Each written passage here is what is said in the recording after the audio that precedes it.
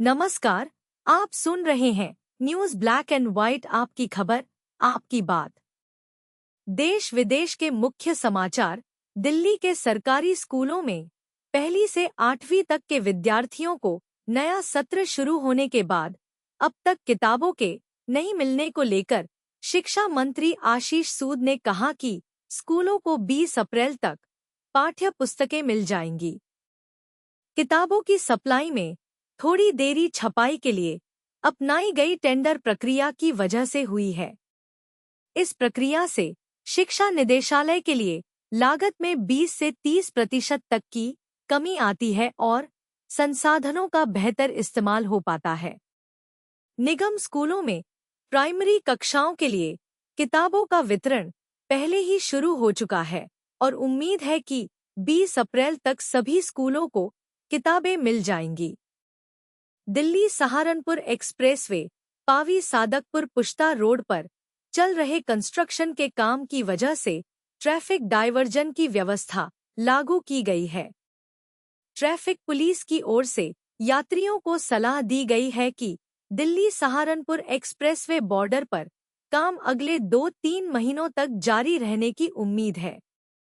यात्रियों से अपील की गई है कि प्रभावित हिस्से से बचें और आसान यात्रा के लिए दूसरे रास्ते के तौर पर दिल्ली देहरादून एक्सप्रेसवे का इस्तेमाल करें।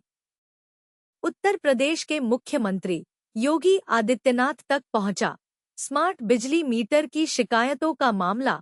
मुख्यमंत्री ने ऊर्जा मंत्री ए.के. शर्मा और पावर कारपोरेशन के एमडी पंकज कुमार को निर्देश दिए कि ओवरबिलिंग की समस्या की वास्तविक स्थिति का पता लगाने के लिए विशेषज्ञों की समिति गठित की जाए।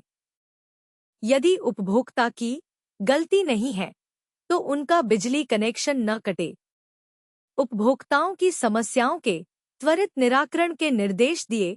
उन्होंने कहा, गर्मी में प्रदेशवासियों को बिजली संकट से न जूझना पड़े, इसके लिए अधिकतम मांग पीक डिमांड के अनुसार पर्याप्त बिजली की व्यवस्था अभी से कर लें। पंजाब के मोंगा, मुक्तेश्वर और लुधियाना से 150 लोगों का जत्था शुक्रवार सुबह वृंदावन पहुंचे थे। दर्शन करने के बाद वृंदावन के केशीघाट पर सभी मोटर बोट पर सवार हुए। दोपहर यमुना नदी में मांड थाना क्षेत्र में बने पैंटून पुल से श्रद्धालुओं से भरी मोटर बोट असंतुलित होकर टकराकर पलट गई। मोटर बोट पर सवार लोग नदी में डूब गए। पुलिस और स्थानीय गोताखोरों द्वारा बचाव अभियान जारी है। इनमें से 9 के शव निकाले गए। प्रत्यक्षदर्शियों के अनुसार बोट पर 32 लोग सवार थे। मुख्यमंत्री योगी आदित्यनाथ ने सोशल मीडिया प्लेटफॉर्म एक्स पर अपने संदेश में कहा कि इस हादसे में हुई जनहानि अत्यंत पीड़ादायक है। उन्होंने प्रभु श्री राम से प्रार्थना करते हुए दिवंगत आत्माओं की शांति, शोकाकुल परिवारों को यह दुख सहने की शक्ति तथा घायलों के शीघ्र स्वस्थ होने की कामना की है। उन्होंने संबंधित अधिकारियों को तत्काल घटनास्थल पर पहुंचने और बचाव व राहत कार्य संचालित करने के निर्देश दिए हैं। झारखंड के देवघर में बाबा बैद्यनाथ मंदिर की सुरक्षा की दृष्टि से हर दुकानदार फोटोग्राफर का पहचान पत्र अनिवार्य होगा। मंदिर परिसर में कई अस्थायी दुकान लगती है। फूल, बेलपत्र, सिंदूर, पूजा की सामग्री, धूप, अगरबत्ती बेचने वाले रहते हैं, फोटोग्राफर होते हैं। प्रशासनिक अधिकारियों ने बताया कि संदिग्ध गतिविधियों पर त्वरित कार्रवाई के लिए पहचान पत्र अनिवार्य किया गया है। अब इन सबका डेटाबेस बन रहा है। इस डेटाबेस को तैयार करने का काम मंदिर थाना पुलिस कर रही है। हरियाणा मानवाधिकार आयोग में शिकायतकर्ता अधिवक्ता रोहित मदान ने आरोप लगाया कि द्वारका एक्सप्रेसवे से गांव धनवापुर की ओर जाते समय उनकी गाड़ी खुले सीवर मैनहोल के कारण क्षतिग्रस्त हो गई। बताया कि यह सड़क गुरुग्राम में प्रवेश के लिए काफी व्यस्त है और पास में सरकारी स्कूल भी स्थित है। ऐसे में खुले मैनहोल से स्कूली बच्चों और आम लोगों की सुरक्षा को गंभीर खतरा बना हुआ है। यह नागरिकों के जीवन और सुरक्षा के अधिकार का उल्लंघन है। मानवाधिकार आयोग ने नगर निगम गुरुग्राम के आयुक्त, जीएमडीए के मुख्य कार्यकारी अधिकारी, एचएसवीपी प्रशासक और नगर निगम के मुख्य अभियंता से रिपोर्ट तलब की है।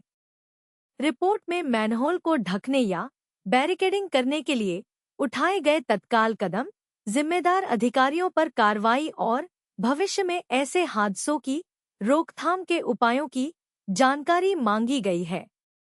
गुजरात में चुनावों की घोषणा के बाद भाजपा ने नगरपालिका व पंचायत चुनावों के लिए टिकट चाहने वाले उम्मीदवारों और दावेदारी करने वाले लोगों की सामाजिक व राजनीतिक कार्यों के साथ ही इंटरनेट सोशल मीडिया पर उनकी सक्रियता और फॉलोअर्स की जांच करने का फैसला किया है। कांग्रेस ने चुनाव के पहले अपने प्रत्याशियों से पार्टी के प्रति वफादारी का शपथ पत्र लेने का निर्णय किया है।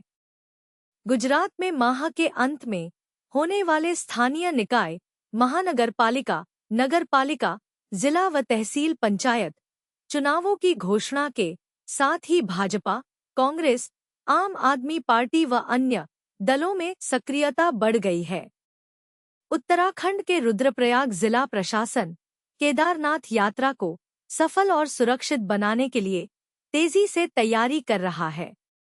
बर्फबारी के बावजूद टीमें धाम क्षेत्र और पैदल मार्ग को व्यवस्थित करने में जुटी हैं। प्रशासनिक अधिकारियों ने बताया कि अब तक 4,73,168 तीर्थयात्री केदारनाथ यात्रा के लिए पंजीकरण करा चुके हैं। साथ ही सोनप्रयाग में ऑफलाइन पंजीकरण के लिए केंद्र स्थापित किया गया है, जहां सुचारू एवं व्यवस्थित ढंग से पंजीकरण की प्रक्रिया हो रही है। उन्होंने बताया कि मजबूत टोकन व्यवस्था से केदारनाथ धाम में सुगमता से बाबा के दर्शन होंगे। यात्रियों के लिए मोबाइल लॉकर, जूते रखने की थैलियां उपलब्ध होंगी। पिछले 3-4 दिनों से केदारनाथ धाम में हो रही बर्फबारी ने चुनौतियां बढ़ा दी हैं।